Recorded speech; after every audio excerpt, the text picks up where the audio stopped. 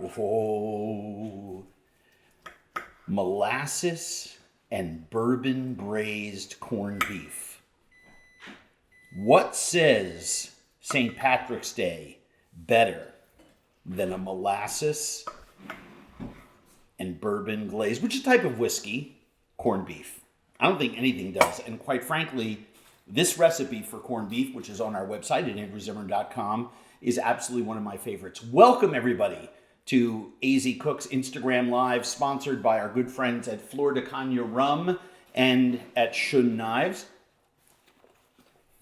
One of my old vintage Shuns that I absolutely adore. That corned beef is so delicious. You can make it from scratch.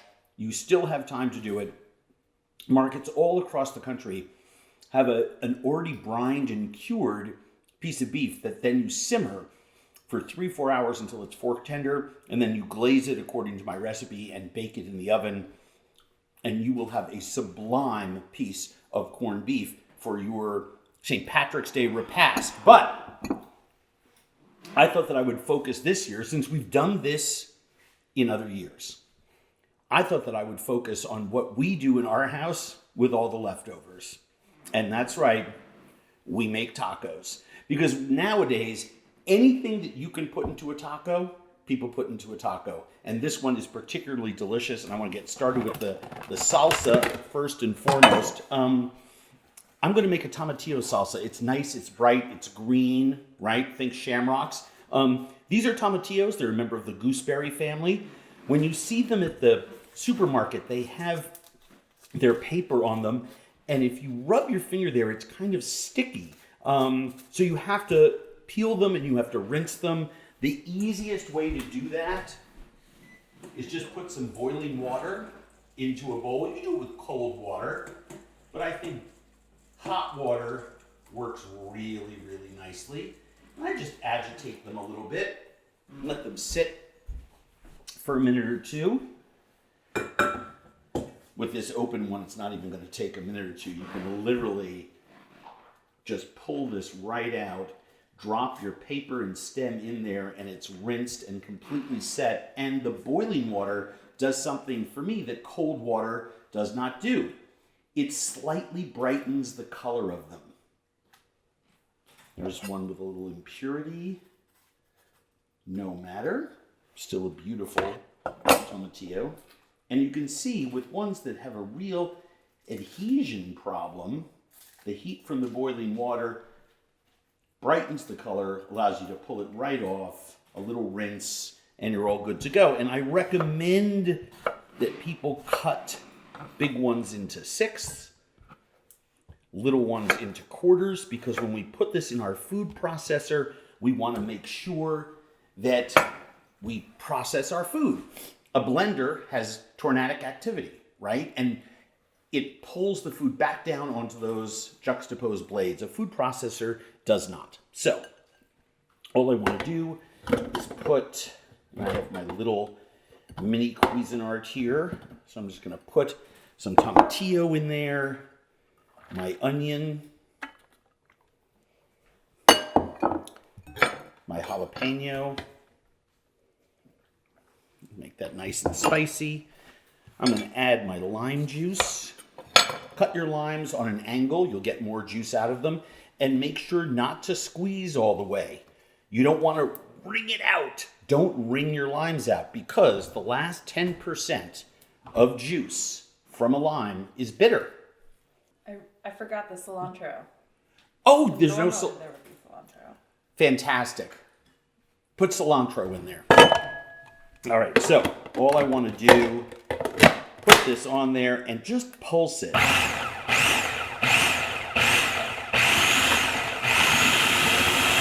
Then let it run.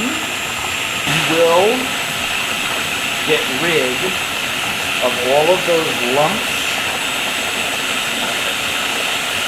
of tomatillo. And then this is the super fun part. I absolutely love showing people this. We put our fresh tomatillo salsa.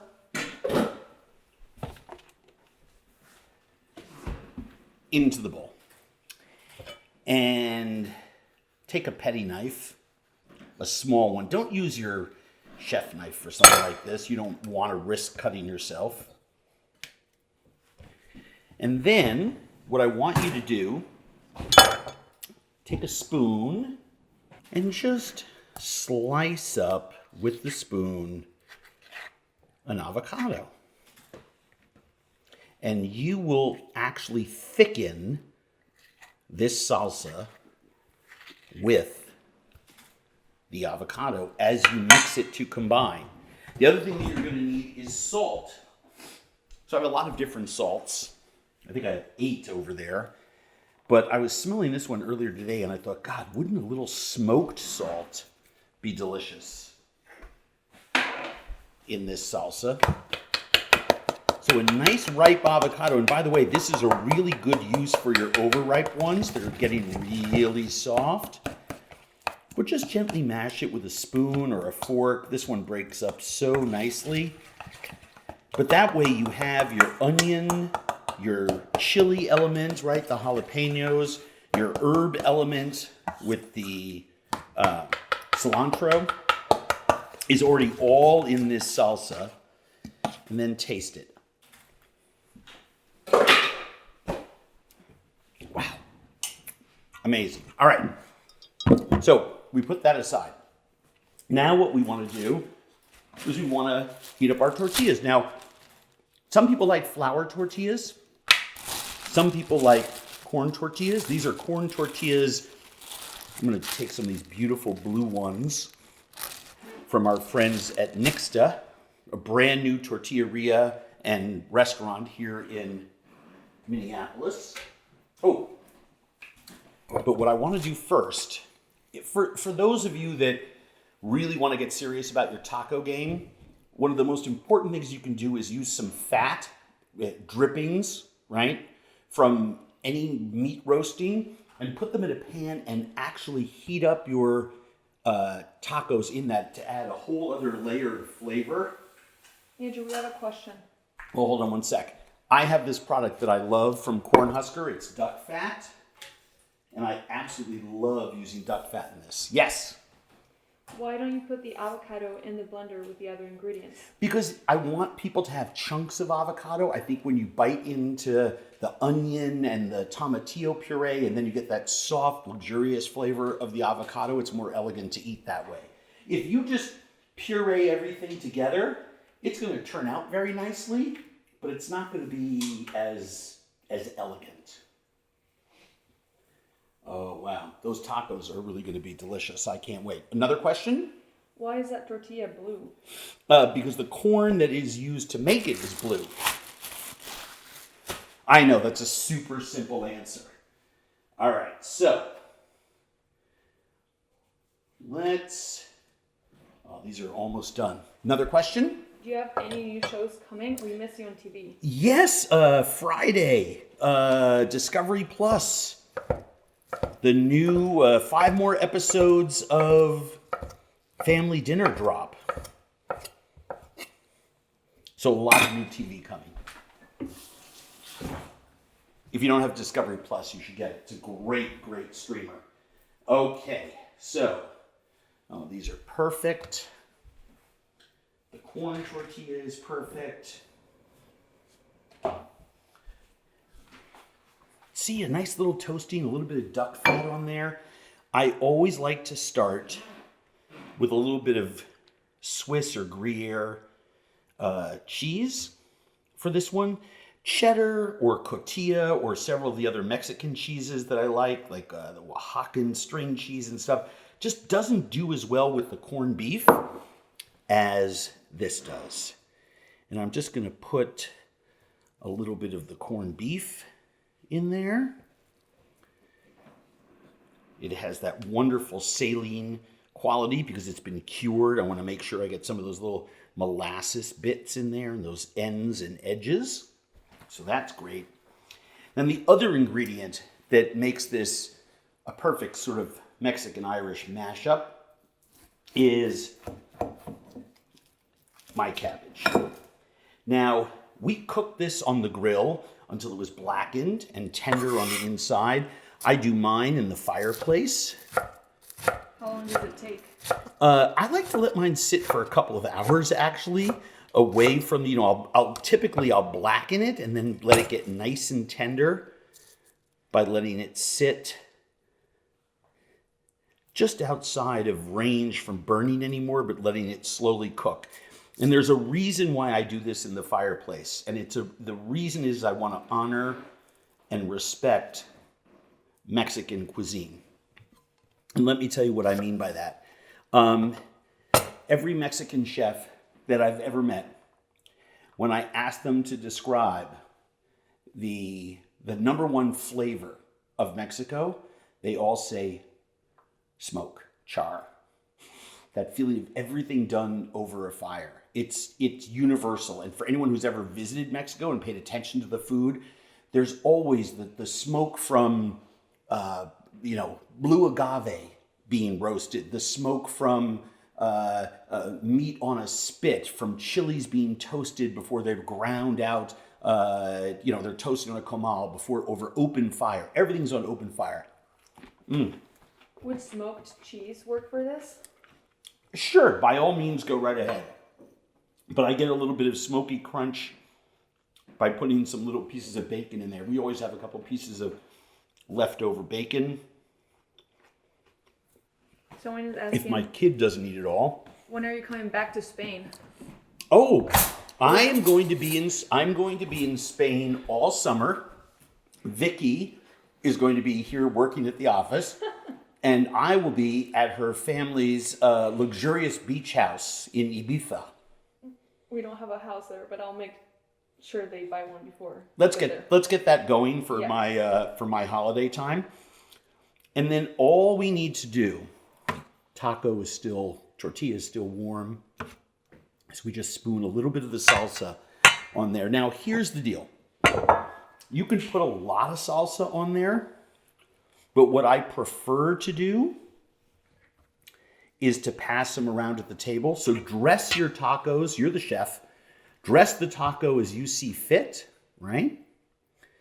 But then put some more of the salsa at the table. And we have these cool little taco stands. I don't know what you call them. What do you call that? A taco podium? Podacoium, the little ridgy things that tacos sit in. I had one and I forgot it for today. This was a very impromptu episode of AZ Cook's IG Live because I just flew in from Colorado where we did a dinner at Splendido Restaurant in Beaver Creek to raise money for the Independent Restaurant Coalition. President Biden today, after the House, the Senate, and then the House again, passed the ARP, the American Rescue Plan. There's $28.6 billion in there for restaurants. And so a huge St. Patrick's Day taco toast to all of my colleagues at the Independent Restaurant Coalition who have done so much and fought so hard. I will tell you right now, we had the Restaurants Act in front of Congress for 6-8 months. And a month ago, there was no money earmarked for restaurants in the ARP. And thanks to the hard work of so many people, restaurants got their money, which is vitally important for this incredible industry. You've seen me drone on and on and on. I have an Instagram post up on it today, so I'm not going to get into the details because I've done it too much for the last year. But thank you to all the legislators, Congress and the House, both sides of the aisle. Thank you, thank you, thank you. All right, let's see how this taco is. I love these.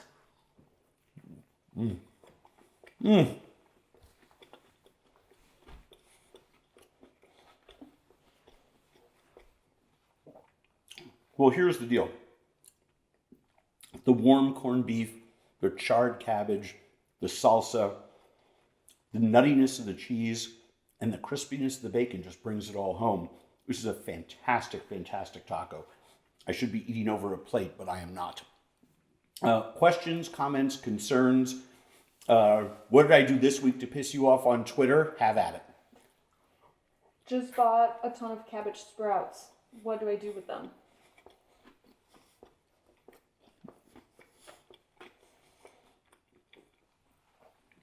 Salad.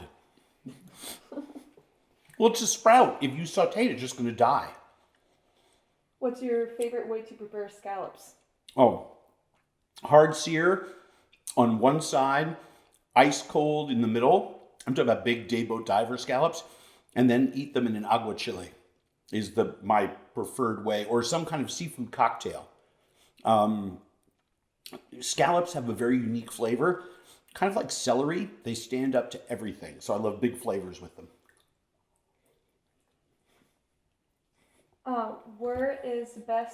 Where have you had your best onion soup? Great question.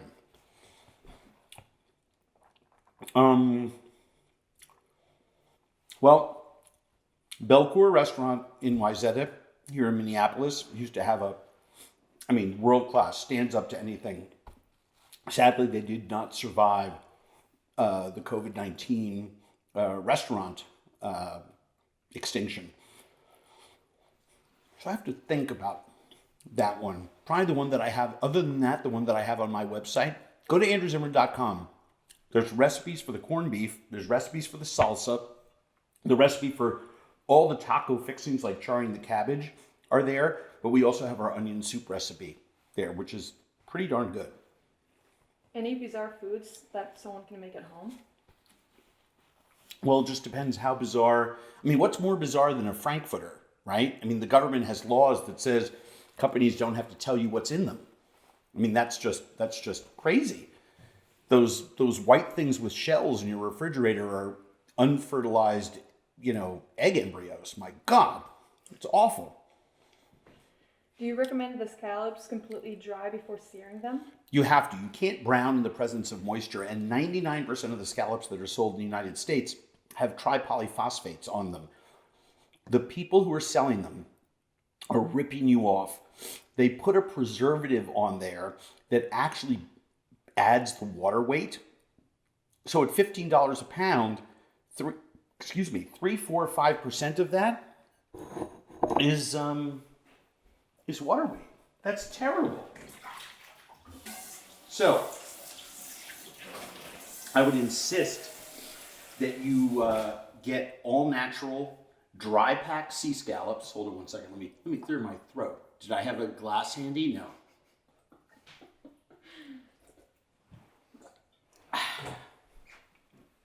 Thank you. It's super important that you get dry packed sea scallops or untreated bay scallops. Otherwise, I just don't think it's worth it. I've been with friends. They're like, "Oh, come into the kitchen. I'm making scallops." Great. You go over there, and then they sit there aghast because they've paid a fortune for them.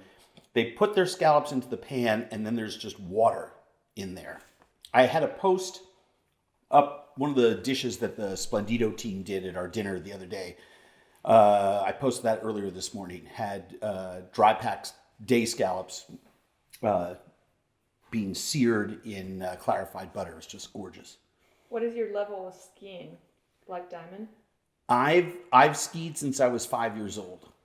I'm really good. Hot dogs? There are two things that I do very well. 4 things that I do 7 things that I do very well, and one of them is skiing. Hot dog or brats? Depends on what my mood is, but I'm more generally a hot dog guy. Would you like better, sweet or savory pies? Oh my God. That is, wow. It's Pie Day coming up on Sunday. We also get to spring forward, so we lose an hour of sleep, but we gain an hour of sunlight. And it's also Pie Day, right? Pi 3.14. So it's a big day. We posted a whole bunch of collections of both sweet and savory pies. And I was automatically going to say sweet because I'm going to make my key lime pie for Sunday. But then I was going back and forth with Vicky about the post, and now I'm thinking I'm going to do chicken pot pie. And our friend Anya Fernald, who runs Belcampo Meats, sent me some chickens, whole chickens. So maybe I'll poach those, bone on, and use that as the basis for my chicken pot pie. All the recipes are on the website. By the way, Anya is joining us next week. Yep. We're going to do some really incredible things. What would you together about and teach everybody a little bit about beef. She'll be teaching me and you as well. She's one of the great ladies in our world. What would you put in a loaded baked potato? Oh my God. Okay. One of the great sins against you. I shouldn't say that. I don't want to yuck on your yum. Do you know what I put in my loaded baked potato? Abso-fucking-lutely nothing. I like baked potatoes with a lot of butter and salt and pepper. And that's it. Occasionally I'll put some chives in there. I'd rather, if I'm going to do cheese and cream and, oh, I got all this char there, cheese and cream and all that stuff, I'll make a potato gratin, right? I'll make a different potato dish. The whole loaded baked potato thing is crazy. Now, potato skins is a different story because I think it's like a bar snack or stuff. That's awesome. The other day we made gnocchi in the office, and JP had like 8 potatoes that he had cut, and there's like 16 potato skins, and I brushed them with butter and put them underneath the broiler and crisped them, and then put all kinds of goodies in there. Yum. Can I put scallops on a taco? Absolutely, I've had them. Scallop tacos are fantastic. Are you a Packers or Vikings fan? Does Wisconsin have a football team? Just kidding. I root for two. I bleed giant blue. However, I've lived here for 29 years, and I love the purple. So I root for 2 teams in the NFC. That does not make me a bad person. Favorite sandwich of all times? Favorite sandwich of all time? Up until the late 1970s on 11th Avenue, there was an Italian delicatessen called Trinacrius. They were actually Italians and Croatians. And my father would take me on Saturday afternoons, and they made sandwiches this big because that's how big the bread was. It was in a seeded Italian roll, cut in half, tomatoes, olive oil, red onions, prosciutto, mortadella, incredible soppressata, aged provolone, mozzarella, basil leaves. It was insane. And they did it only on weekends, and they just keep making the same sandwich, and you had to get there early to get them. I remember sitting in the car at like 10:30 in the morning, parked on 11th Avenue. This is like 1969, 1970 with my dad eating these sandwiches. And I have chased the dragon of that sandwich all over the world. It still remains today to be the sandwich against which all others are measured. Beef or pork ribs? Wow, that is so hard. I'm going to say pork. God, but the moment that I say that, I'm craving a beef rib. But they're both fantastic. Do you want to know? Here's a snappy answer. Depends who's making them. Favorite quote to live by? Favorite quote to live by? Oh my gosh, what an excellent question. I have a couple. Don't let the truth be option 5. Too many people, the truth is option 5, you know? It's like, well, I could say this. Well, I might say, why don't I say that? Just tell the truth, right? The truth should just be option number 1. And probably the big one for me, because I say it all the time, is you can't think your way into right acting, but you can act your way into right thinking. That's a good one. How can you get fresh walleye outside of Minnesota? There's very little fresh walleye in Minnesota. All the walleye that we eat here in Minnesota comes from Canada. Don't get me started on this. The entire seafood industry we're in desperate need of repair. Oh, by the way, speaking of seafood, is it next Tuesday? I think it's next Tuesday, my South by Southwest panel on aquaculture that we normally do live down there. We recorded it the other day. Myself, Alexandra Cousteau, yes, that Cousteau, David E. Kelly, the movie maker and TV maker who also owns one of the best trout farms in the whole world, Sarah Redmond, I think is her last name, a water farmer. She grows seaweed in Maine. the four of us had a fantastic conversation about the future of seafood in America. You're really going to like it. Very, very cool. So get your tickets for that South by Southwest event. We'll be promoting it. I think we promoted it this morning, and we'll be promoting more of it. So catch up with us. Hey, a big thank you to our sponsors. I'm exhausted. I traveled in today. I skied my little took-us off while I was in Beaver Creek, and I had to leave before 5 feet. They're going to have a record snowfall there, and I did not want to come home. I came home, kicking and screaming for a whole variety of issues. But thank you to Florida Kanya. Thank you to the people at Shun. If you are not using this is one of the great secrets of life right here. I love my duck fat spray. I use it for all kinds of things. Not sponsored, not nothing. This is just one of the things that I use. Please, please, please try these tacos. You're going to absolutely love them. Have a kind, safe, and delightful weekend. St. Patrick's Day is a great time to celebrate another culture, right? And if it's your culture, have a very, very, very happy holiday. If it's not your culture, grab a pint of Guinness, make something traditional. Maybe you just want to go to our website and make the glazed corned beef and roast some cabbage and just have a very simple corned beef and cabbage meal. With the leftovers, make these tacos. You're absolutely going to love them. Am I forgetting anything else? Just again, family dinner coming out Friday. Oh yes, Friday. 5 new episodes of Family Dinner drop on Discovery Plus. Be there or be square. They are absolutely fantastic. Madeline, is it your birthday this weekend? Close. We're getting there. I just wanted to see if she would take that bait. But no, we're going to do something really spectacular. We are sending her to Vicky's family beachfront home in Ibiza.